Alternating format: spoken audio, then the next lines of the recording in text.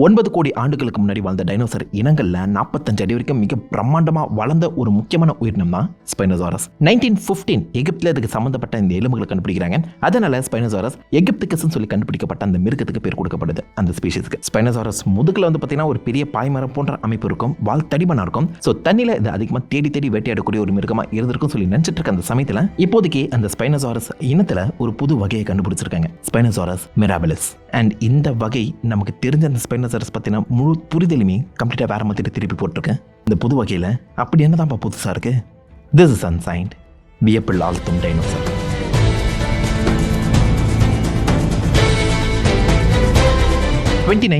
University of சிகாகோவில் பேலியன்டாலஜிஸ்டாக இருந்த பால் செரினோ அவருடைய தலைமையில் ஒரு குழு அமைச்சு சப் சஹாரா டெசர்ட், அதாவது சஹாரா டெசர்ட்டுக்கு கீழே இருக்கக்கூடிய 2-3 முக்கியமான இடங்களில் டைனோசர் ஃபாசில்ஸ், டைனோசர் படிமங்கள் கிடைக்குதான்னு சொல்லி பார்த்தீங்கன்னா தேடக்கிழமை இருந்தாங்க. இந்த இடம் 1950s கண்டுபிடிக்கப்பட்டுருச்சு. தேவைப்படக்கூடிய சில படிமங்களுமே எடுத்திருக்காங்க. ஆனால் காலப்போக்கில் அது மறந்துருச்சு. பட் இருந்தாலும் திரும்ப அந்த இடத்தை கண்டுபிடிச்சு உள்ள இருக்கக்கூடிய அந்த டைனோசரை பற்றி நம்ம தெரிஞ்சுக்கிட்டே ஆகணும்னு சொல்லி அந்த இடத்தை தேடி கிளம்புறாங்க. சப் சஹாரா டெசர்ட்டில் நைகருங்கிற ஒரு இடத்துல தான் இந்த மாதிரி படிமங்கள் அதிகமாக கிடைச்சிருக்கு. இவங்க 2019 இந்த தேடுதல் வெட்டிய ஆரம்பிச்சிருக்காங்க. அப்போதைக்கு அவங்களுக்கு சில வளைந்த அந்த பற்கள் போன்ற படிமங்கள் பார்த்தீங்கன்னா கிடைச்சிருக்கேன். ஆனால் பற்கள் போன்ற அமைப்பு அது வெளிப்படுத்தலை. ஏன்னா 20 இன்ச்சு மிகப்பெரிய அந்த ஒரு அமைப்பு லைட்டாக வளைஞ்சிருக்கவும் செய்து இந்த மாதிரி 3 வித்தியாசமான எலும்பு துண்டுகள் படிமங்கள் பார்த்தீங்கன்னா அவங்களுக்கு கிடைச்சிருக்கு. இது எங்கே எப்படி வரும்னு அவங்களுக்கு சுத்தமாக தெரியல. தொடர்ந்து இது பொருந்தக்கூடிய அந்த படிமங்கள் சம்மந்தப்பட்ட அமைப்புகள் பார்த்தீங்கன்னா தேடப்பட்டு இருக்கு. கார்கோடானோஃபரஸ் அப்படின்னு சொல்லப்படுற இன்னொரு மிகப்பெரிய 2 காலம் நடக்கக்கூடிய டைனோசரோட அந்த படிமமும் தெளிவாகவே கிடைச்சிருக்கேன். ஆனால் அது கூட இந்த வளைந்த கொம்பு மாதிரியான உருவம் செட்டே ஆகலை. அந்த தேடுதல் வேட்டை 2025 தான் முடிவடைந்திருக்குன்னு சொல்லலாம். ஏன்னா அவங்க தேடின அந்த இடத்துலையே ஸ்பைனோசாரஸ் மண்டை ஓட்டுக்கான சில முக்கியமான தடயங்கள் கிடைச்சிருக்கு. தடயங்களோடய சேர்ந்து சில சின்ன துண்டு படிமங்களும் கிடைச்சிருக்கு. அந்த பற்கள், மூக்கு வரக்கூடிய அந்த இடம் அண்ட் அது டைரெக்டாக கனெக்ட் ஆகக்கூடிய கொம்புன்னு சொல்லி 3 முக்கியமான அம்சங்கள், தலையை மொத்தமாக சித்தரிக்கக்கூடிய அந்த அம்சங்கள் கிடைச்சிருக்க அந்த சமயத்தில் அதை இப்போதைக்கு நம்மகிட்ட இருக்க அந்த ஸ்பைனோசாரஸோட மொத்தமாக மேட்ச் பண்ணி ஒரு புது வித்தியாசமான மண்டையொட்டியை உருவாக்கியிருக்காங்க. அதை வச்சு பார்க்கும்போது தான் தெரியுது இது நமக்கு தெரிஞ்ச ஸ்பைனோசாரஸ் கிடையாது. அந்த இனத்தில் ஒரு புது வகை, நியூ ஸ்பீஷிஸ் ஆஃப் டைனோசர் இனத்தையே கண்டுபிடிச்சிருக்காங்க. இதுக்கு அவங்க கொடுத்த பெயர் ஸ்பைனோசாரஸ் மிராபிலிஸ். இதுக்கு முன்னாடி எகிப்திகஸ்ன்னு சொல்லி பேர் கொடுத்துருந்தாங்க, எகிப்தில் கண்டுபிடிக்கப்பட்ட இந்த எலும்புகள்னு சொல்லி.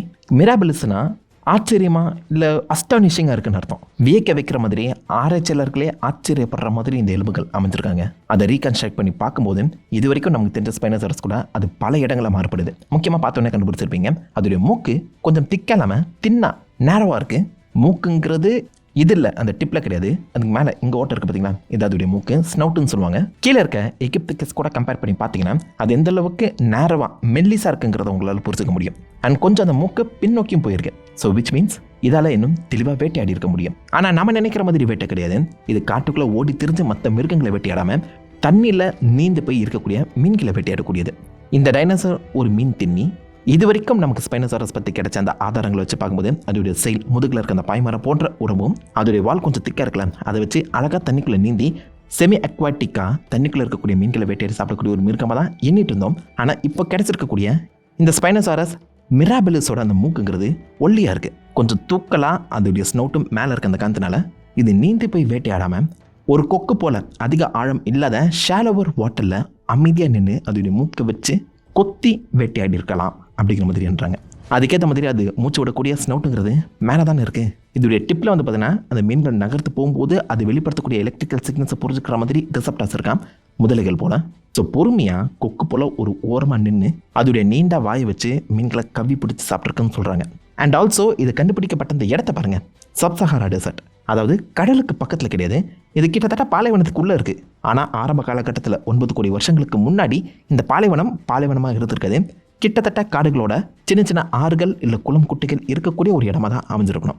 ஸோ ஒரு ஷாலோவர் சி இல்லைனா ஒரு ஷாலோவர் பாண்டுங்கிறது, ஒரு ஏரி குளம்ங்கிறது இங்கே அமைஞ்சிருக்கலாம். ஆழமில்லாத ஆறுகள் ஓடுற அந்த காரணத்தினால இந்த இடத்த தன்னுடைய வேட்டை இடமாக இந்த மிருகம் மாற்றிருக்கக்கூடும் சொல்லின்றாங்க. ஆனால் இதுக்கு முன்னாடி ஸ்பைனோசாரஸ் எகிப்திகஸோட அந்த எலும்புகள் இந்த கடல் கரையோரத்தில் பார்த்தீங்கன்னா கிடச்சிருக்கு. அதனால தான் ஒரு வேளை இது தண்ணிக்குள் நீந்தி போய் வேட்டையாடிக்கும் நம்ம நினச்சிட்டோம். ஆனால் இங்கே அதுக்கு அப்படியே ஆப்போசிட். கடல் பக்கமே இந்த மிருகம் போகாமல் ஷாலோவராக கொக்கு போல் தேவையான இடத்துல நின்று தான் கிட்ட வரக்கூடிய அந்த மீன்களை கவ்வி சாப்பிட்ருக்கக்கூடும் சொல்லி இப்போதைக்கு கம்ப்ளீட்டாக அந்த தேரிங்கிறது நம்மளுடைய புரிதலுங்கிறதே மாறுபட்டிருக்கு.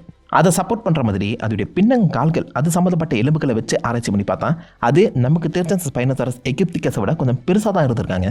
கொக்கு போன்ற நீளமான கால்கள் இதுக்கு இருந்திருக்கலாம். கைகள் சின்னதாகவும் கால்கள் பெருசாகவும் இருந்திருக்கக்கூடும் சொல்லி அதை பற்றின சில ப்ரூஃப்ஸையுமே இந்த கால் படிமங்கள் நம்மக்கிட்ட கொடுக்குதான்.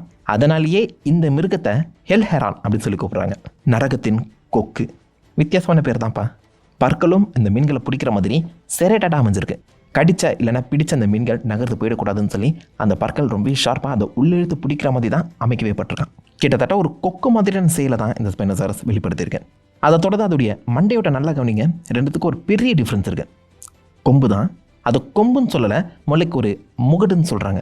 ஸ்பைனோசாரஸ் எகிப்திகஸுக்குமே மண்டை மேலே ஒரு சின்ன முகடு இருக்குது. அது ரொம்பவே ஃப்ளாட்டாக சின்னதாக இருந்திருக்கு. அதுக்கு அப்படியே ஆப்போசிட்டாக இந்த ஸ்பைனோசாரஸ் அந்த முகடுங்கிறது கிட்டத்தட்ட ஒரு கொம்பு போலவே வளர்ந்துருக்குங்க. ரொம்பவே குட்டியாக நீட்டமாக வளர்ந்துருக்கு. 20 இன்ச்சஸ் கிட்ட வரைக்கும் பார்த்தீங்கன்னா மொத்தம் 3 வித்தியாசமான இந்த கொம்புகளை கண்டுபிடிச்சிருக்காங்க. 2019 அந்த ஆராய்ச்சிகள் கண்டெடுத்தது இந்த மிருகத்தோட கொம்புகள் தான். ஒன்றும் இல்லைங்க, 3 கண்டுபிடிக்கப்பட்டிருக்கு. ஸோ கண்டிப்பாக இந்த ஸ்பைனோசாரஸ் இனத்துக்கு கிரஸ்ட் இருந்திருக்குங்கிறதா இப்போதைக்கு 100% அஃபிஷியலாகவே கன்ஃபார்ம் பண்ணியிருக்காங்க. இந்த முகடுங்கிறது கண்டிப்பாக அந்த மொத்த ஸ்பைனோசாரஸ் இனத்துக்கே ஒரு யூனிக்கான ஸ்ட்ரக்சர் அமைஞ்சிருக்கேன். ஏன்னா தரையில் வளர்ந்த எந்த ஒரு டைனோசர் இனத்துக்குமே இப்படி ஒரு முகடு கிடையாது, இவ்வளோ பெருசாகவும் அமைஞ்சது கிடையாது. இதோடைய நீட்டம் மட்டுமே 20 இன்ச்சஸாக இருக்கணும். அண்ட் அதுலேயுமே சிலது அழிக்க செஞ்சுருக்காங்க காரணத்தினால 25 30 இன்ச்சாக கூட இந்த முகடு வளர்ந்துருக்கக்கூடும். ரீகன்ஸ்ட்ரக்ட் பண்ணப்பட்ட அந்த மண்டையோட்ட ஒரு மனுஷன் பக்கத்தில் வச்சு நீங்கள் கம்பேர் பண்ணி பார்த்தா தான் தெரியும்னு நினைக்கிறேன் அது எந்தளவுக்கு ஒரு பெரிய முகடாக இருக்கணும்னு. மொத்தம் 3 முகடுகள் கிடச்சிருக்கேன். அதில் ஒன்று மட்டும் பெருசாகவும் ரொம்பவே ஸ்ட்ராங்காகவும் இருக்கான். மற்ற முகடுகள் கொஞ்சம் வளைஞ்சு கொஞ்சம் சின்னதாக இருக்க மாதிரி சொல்கிற அந்த காரணத்தினால மேபி ஆண் பெண்ணுக்கு இந்த மாதிரி முகடுகள் மாற்றத்தை ஏதாவது கொடுத்துருக்குமோ சொல்லி என்னப்படுது. இல்லை இங்கே கிடைச்சிருக்க 3 முகடுகளுமே ஆண்களோட முகடுகளாக இருந்திருக்கவும் சான்சஸ் அதிகம். இந்த முகடுகளை பெண்களை கவர்றதுக்காகவும் மேபி இந்த ஆண்கள் யூஸ் பண்ணியிருக்கக்கூடும் சொல்லி என்றாங்க. அதுக்கேற்ற மாதிரி இந்த முகடுகளுக்குள்ள வெளிப்புற ஸ்கின்னுக்கு தேவைப்படக்கூடிய அந்த ரத்தத்தை அனுப்புகிற மாதிரி சின்ன சின்ன துளைகள் அமைக்கப்பட்டிருக்கு. ரத்தம் போகக்கூடிய அந்த துளைகள் அமைக்கப்பட்டிருக்கு. ஸோ பிளட் சப்ளை நடந்திருக்க அந்த காரணத்தினால மேபி இந்த முகடுகளோட கலரும் மாறுபட்டிருக்கலாம். பெண்களை ஈர்க்கக்கூடிய ஒரு பொருளாக தான் இந்த முகடுகள் அமைந்திருக்கும் சொல்லி என்றாங்க. ஒரு ஷோ கேஸாக, ஏன்னா இது தண்ணிக்குள்ளே நீந்துறதுக்கு கண்டிப்பாக உதவி செஞ்சிருக்காது. ஏன்னா சில முகடுகள் வளைஞ்சிருக்கு. இப்போ இருக்கக்கூடிய சில பறவைகள் இந்த முகடுகளோட நீங்கள் பார்க்கும்போது அது லைட்டாக வளைஞ்சிருக்க தான் செய்யும். வளரும் போதே அப்படி தான் வளைஞ்சு அதை வளருது அந்த சமயத்தில். அந்த மாதிரி தான் இந்த மிருகங்களோட அந்த முகடுகளும் வளைஞ்சிருக்குங்க. ஸோ அப்படி வளைஞ்சிருக்கா அந்த முகடுகளை வச்சு தண்ணிக்குள்ளே நீந்தி போகிறதுங்கிறது கஷ்டம் இல்லை. தண்ணியில் நீந்துறதுக்கு தேவைப்படக்கூடிய ஒரு ஸ்ட்ரீம்லைன்டு பர்பஸாக இது இல்லாமல் இந்த கிரஸ்ட்டை தன்னுடைய இணையை இம்ப்ரெஸ் பண்ணுறதுக்காக தான் இந்த மிருகம் யூஸ் பண்ணியிருக்கணும் அப்படின்னு சொல்லி கெஸ் பண்ணுறாங்க. அண்ட் இந்த முகடு நமக்கு இந்த ஸ்பைனோசாரஸ் பற்றின பல புரிதல்களை அப்படியே கம்ப்ளீட்டாக மாற்றி அமைக்குதுங்க. முக்கியமாக அதோடைய வால் தண்ணிக்குள்ள அது நீந்துறதுக்கு தான் ஹெல்ப்ஃபுல்லாக இருக்கும் நம்ம நினச்சிட்டு இருக்கோம். அதோடைய முதுகு பார்த்திங்கன்னா கொஞ்சம் ஃப்ளாட் சைலாக இருக்க அந்த காரணத்தினால கண்டிப்பாக இது ஸ்ட்ரீம் லைண்டாக இருக்காது. தண்ணிக்குள்ளே வேகமாக நீந்துறதுக்கு இதோடைய முதுகு ஹெல்ப்ஃபுல்லாக இருக்காது. ஆனால் வால் கண்டிப்பாக நீந்துறதுக்காக தான் இருக்கும் நம்ம நினச்சிட்டு இருந்தோம். ஆனால் அப்படி இருக்காது போலங்க. இது ஒரு செமி அக்வாட்டிக் மிருகமாக இல்லாமல் தன்னுடைய வாலையும் முதுகு செயலையும் இனி இம்ப்ரெஸ் பண்ணுறதுக்காகவே இவ்வளோ பெருசாக வளர்த்துருக்கலாம்ங்கிற மாதிரியும் தனியாக இன்னொரு தீருங்கிறது கிளப்பி விடப்பட்டிருக்கு. ஸோ இது உண்மையாக இருக்கணுங்கிற அவசியம் கிடையாது. ஆனால் இந்த ஸ்பைனோசாரஸ் மிரபிலிஸோட அந்த முகடுங்கிறது வளைஞ்சிருக்கு. வளைஞ்சா நீந்துறது ரொம்பவே கஷ்டம். காலு மூக்குமே நீட்டமாக கொக்கு போல இருக்கிற காரணத்தினால இது நீந்தி இருக்கலாம். ஆனால் அதிவேகமாக தண்ணிக்குள்ளே நீந்தி வேட்டையாடக்கூடிய ஒரு மிருகமாக இது இருந்திருக்காது. அதோடைய வாலும் அதோடைய முதுகும் இது ஒரு ஷோ கேஸாக தான் அமைஞ்சிருக்கே தவிர்த்து நீந்துறதுக்கு அது உதவியாக அமைஞ்சிருக்காதுன்னு சொல்லி ஆராய்ச்சியாளர்கள் இப்போதைக்கு அந்த கோணத்தில் யோசிக்க ஆரம்பிச்சிருக்காங்க. நம்ம ஸ்பைனோசாரஸ் பற்றி புரிஞ்சு வச்சிருக்கக்கூடிய பல உண்மைகள் மாறுபடலாம் போலங்க. ஸ்பைனோசாரஸ் எகிப்திகஸ் 4 காலில் நடந்திருக்கலாம் சொல்லி கிட்டத்தட்ட அதை crocodile முதலியோட கம்பேர் பண்ணி பார்த்துட்டு இருந்தாங்க. ஆனால் ஸ்பைனோசாரஸ் மிராபிலிஸோட முன்னங்கால்கள் கொஞ்சம் குட்டியாக இருந்திருக்க வாய்ப்புகள் அதிகம். கிடைச்சிருக்கக்கூடிய அந்த எலும்புகள் சைஸை வச்சு பார்க்கும்போது பாசிபிளி இது ஒரு யங் அடல்ட்டாக தான் இருந்திருக்கணும். ஸோ 100% முழுசாக வளர்த்த ஒரு மிருகமாக இது இருந்திருக்க வாய்ப்புகள் கம்மி. அடல்ட் கிடையாது, யங் அடல்ட்டாக இருந்திருக்கலாம். 35 அடி வரைக்கும் இது வளர்ந்துருக்கக்கூடும் யங் அடல்ட். அண்ட் அடல்ட் பார்த்தீங்கன்னா 45 அடியை தொட்டிருக்கக்கூடும். அப்படி உண்மையாகும் பட்சத்தில் தரையில் வாழ்ந்ததுலேயே மிக பிரம்மாண்டமான ஊனுனியாக இந்த ஸ்பைனோசாரஸ் தாங்க இருக்கும். இந்த டீட்டெயில்ஸ் எல்லாத்தையுமே அவங்க கிடைச்சிருக்கக்கூடிய கிராஃபில் வச்சு பார்க்கும்போது இந்த மிருகம் கொக்கு போல் தரையில் நின்று வேட்டையாடுது. சில இடங்களில் மீன்களை பிடிக்கிறதுக்கு டைவ் பண்ணியிருக்கலாம்.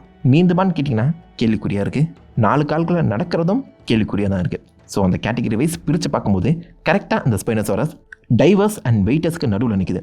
ஸோ பெண்பின் போல் அது தண்ணிக்குள்ளே டைவ் அடித்து வேட்டையாடுறது கிடையாது. கொக்கு போல் அதிக நேரம் அது காத்திருந்தும் வேட்டையாடுறது இல்லை. ரெண்டுத்துக்கும் நடுவில் பார்த்தீங்கன்னா அமைஞ்சிருக்கு அந்த காரணத்தினால இது ஒரு புது கேட்டகிரியே உருவாக்கியிருக்குன்னு நான் சொல்லணும்.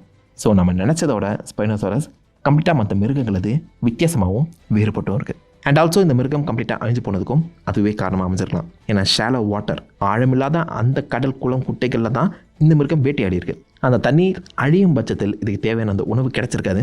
கரை ஓரத்துலேருந்து இது கொஞ்சம் உள்ள இன்லேண்டில் தான் வேட்டையாடி இருக்குது. அந்த சமயத்தில் இதுக்கு தேவைப்படக்கூடிய அந்த மைக்ரேஷனும் அமைஞ்சிருக்காது. ஸோ உணவில்லாமல் தான் இந்த மிருகம் அழிஞ்சிருக்கக்கூடும் சொல்லின்றாங்க. அதுக்கான பாசிபிலிட்டிஸும் அதிகம். ஸோ கிடச்சிருக்கக்கூடிய எல்லா எவிடன்ஸுமே இந்த ஸ்பைனோசாரஸை கிட்டத்தட்ட கொக்கு போல் ஹெரான் போல தான் சொல்கிறாங்களே தவிர்த்து தண்ணிக்கடியில் தேடி தேடி வேட்டையாடக்கூடிய ஒரு மிருகமாக இருந்திருக்காதுங்கிற மாதிரி தான் ப்ரொப்போஸே பண்ணுறாங்க. ஸோ நமக்கு ஸ்பைனோசாரஸ் பற்றி தெரிஞ்சுக்கிட்ட பல கேள்விகளுக்கான பதிலை இது கொடுக்கணும்னு எதிர்பார்த்தா இன்னும் பல குழப்பங்களையும் கேள்விகளையும் எழுப்பி விட்டதாக போயிருக்கு. இந்த கேள்விகளுக்கான பதிலும் ஸ்பைனோசாரஸ் பற்றின முழு உண்மைகளும் நமக்கு தெரிய வரும் வரை காத்திருப்போம். This is Unsigned, signing off.